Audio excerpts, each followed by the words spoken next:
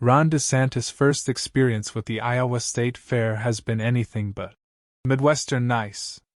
For the second day in a row, the Florida governor was the only Republican at the event, which is hallowed political territory for any presidential candidate, interrupted by protesters imploring him to return to the Sunshine State. DeSantis' latest clash with the small group of demonstrators, who say they were there to protest his policies on a range of issues including abortion and education, was on Saturday morning during his one-on-one interview with Iowa Governor Kim Reynolds. The protesters used cowbell and whistles to disrupt DeSantis, who has a close relationship with Reynolds and said he would consider her as a running mate.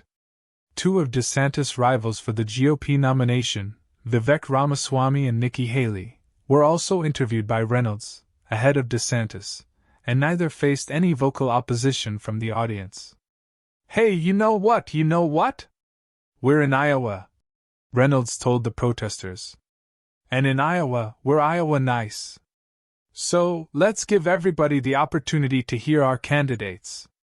It was the second day in a row DeSantis was heckled by the apparent left-leaning group.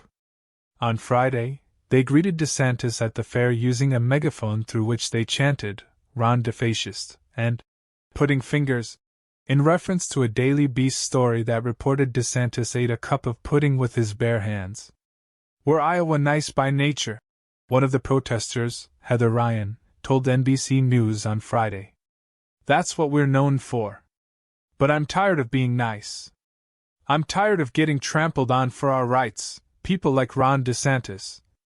I mean, women's rights are, so unimportant to him that I almost don't even have to say that he's taking them away because you already know that."